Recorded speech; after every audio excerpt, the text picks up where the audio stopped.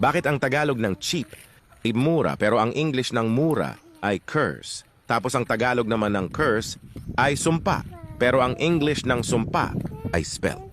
Tapos ang Tagalog naman ng spell ay baybayin.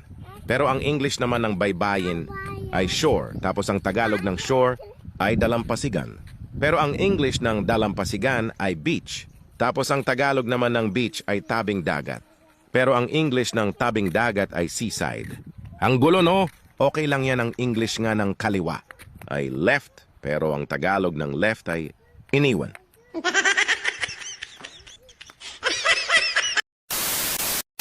Sa isang pampasaherong jeep ay mayroong babae ang nagpapadede sa kanyang anak. Ngunit ang kanyang anak ay ayaw dumede kaya tinakot niya ito sabay-sabing, sige ka pag di ka dumede, ibibigay ko ito sa katabi nating lalaki. Pero ang bata ay ayaw pa rin dumede. Kahit anong pamimilit niya sa bata, kahit pa sabihin niya na ibibigay niya ito sa katabi nilang pasahero, lumipas ang ilang minuto hanggang sa hindi na nakapigil ang lalaki at sabay-sabing, ma'am, magdesisyon na ho kayo. Kung ibibigay nyo ba, yan sa akin kasi kanina pa sana ako bababa. Pero hinihintay ko ang desisyon mo.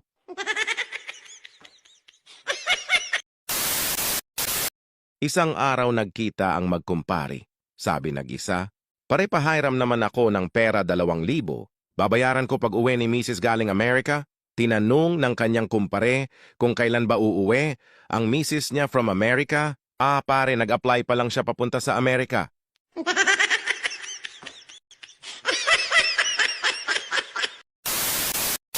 Isang araw habang namamasada si Pedro ng kanyang tricycle, ay may naging pasahero siyang matandang lalaki.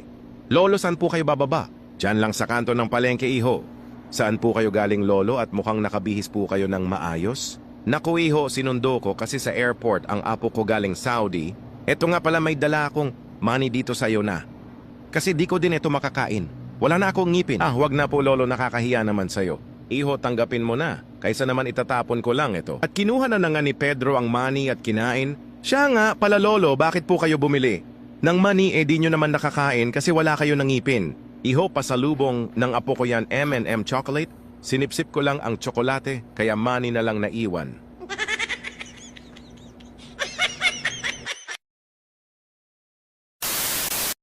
Sa isang classroom, tinanong ng teacher ang kanyang mga estudyante, ikaw, Pablo, anong gusto mo paglaki mo? Gusto ko po maging isang doktor, ma'am, para makatulong sa kapwa. Very good, Pablo. Ikaw naman, Pedro, anong gusto mo paglaki mo? Gusto ko po maging mayaman, ma'am, para makatulong sa kapwa. Very good, Pedro. O ikaw naman, Juan, anong gusto mo paglaki mo? Ako, ma'am, gusto ko maging kapwa para hay-yahay.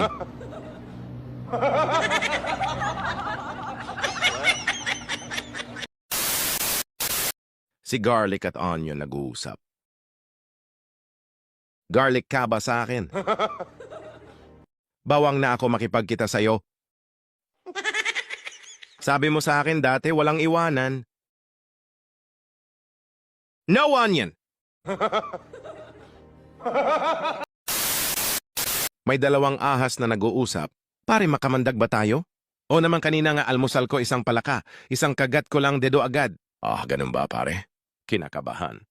Bakit mo pala naitanong yan? Kasi pare, habang kumakain ako ng ibon kanina, nakagat ko ang dila ko.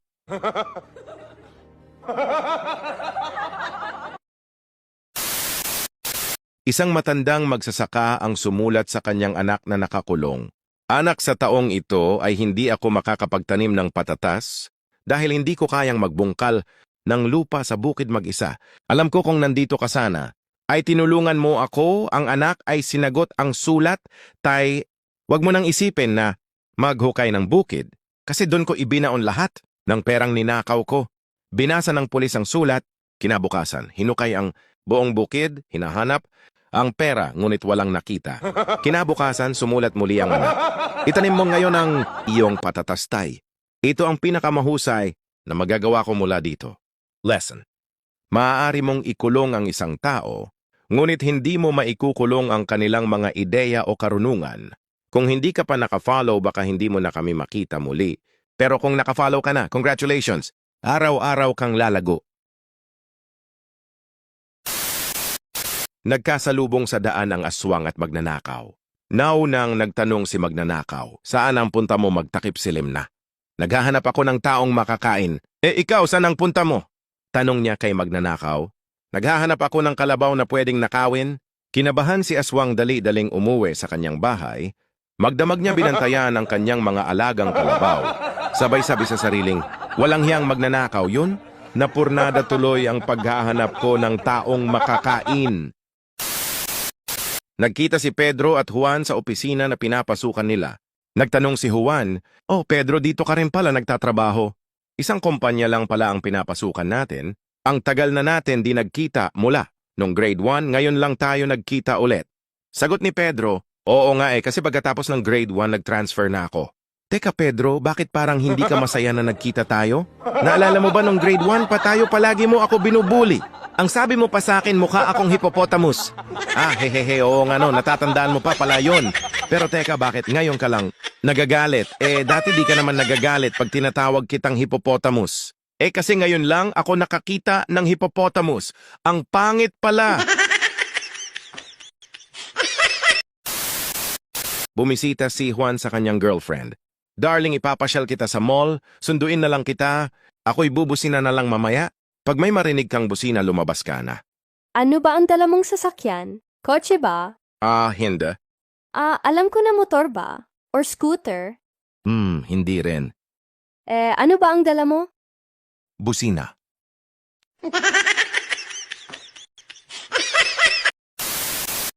May isang lasing na pag-aalagala sa kalsada. Nakita siya ng pulis. Sinita siya ng pulis. "Hoy, ikaw bakit ka pag-alagala sa kalsada? Lasing ka na masyado." Hindi ako lasing. Kilala nga kita eh. Polis ka, Diva.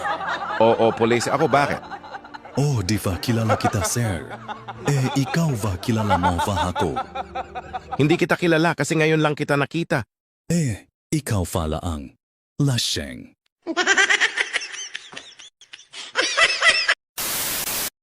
Isang bank manager ang nakapansin sa isang lola na nagde-deposit ng 1,000,000 kada linggo. Tinanong niya si lola, "Lola, ano po ba pinagkakakitaan niyo? Bakit kada linggo? Nagde-deposit po kayo ng 1,000,000? Naku, iho, napapanalunan ko yan sa pustahan. Gusto mo pustahan pa tayo? Huhulaan ko ang betlog mo. Sigurado ako na square ang betlog mo. 1,000 ang pusta? Ano deal ba? Okay, deal po lola. Bukas ng umaga bumalik ka dito." O siya, sige iho, magdadala ako ng kaibigan ko bilang witness natin. Kinabukasan bumalik na nga sa bangko si lola kasama ang kaibigan. Dumiretso agad sila sa opisina ng manager, sabay sabing, Iho, ipakita mo na sa amin ang betlog mo. at pinakita na nga ng manager ang kanyang betlog, sabay sabing, "Eto lola, panalo na ako, hindi square ang betlog ko." Binigay ni lola ang 10,000.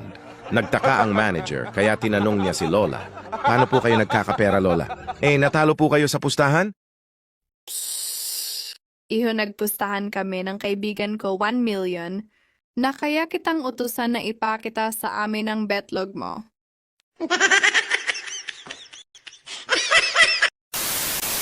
Nag-uusap ang mag-ina sa kusina, tinanong ng anak ang kanyang nanay.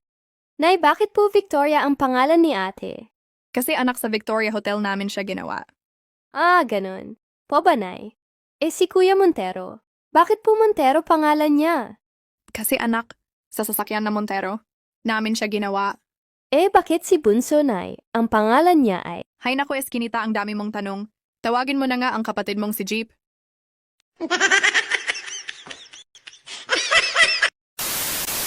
Ano ang pagkakaiba ng politiko at magnanakaw?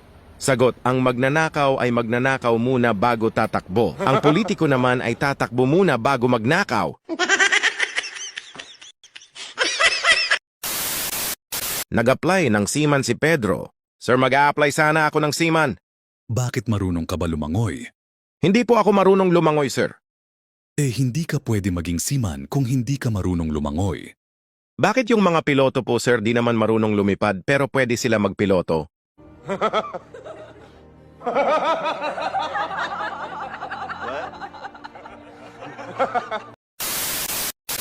Nag-uusap si Juan at ang kanyang ama. Anak, mag-aral kang mabuti para gumanda ang buhay mo at madaling matanggap sa trabaho pag may natapos ka. Tay, tinatamad na talaga. Ako mag-aral, mas gugustuhin ko pa magtanim na lang ng kamote sa bukid. Anak, kailangan may natapos ka. Katulad ng mga anak ng kumpari. Ko dati nagtitinda lang sila ng balot pero ngayon, nasa munisipyo na sila nagtatrabaho. Ano naman ang trabaho nila sa munisipyo, Tay? Nagtitinda pa rin ng balot.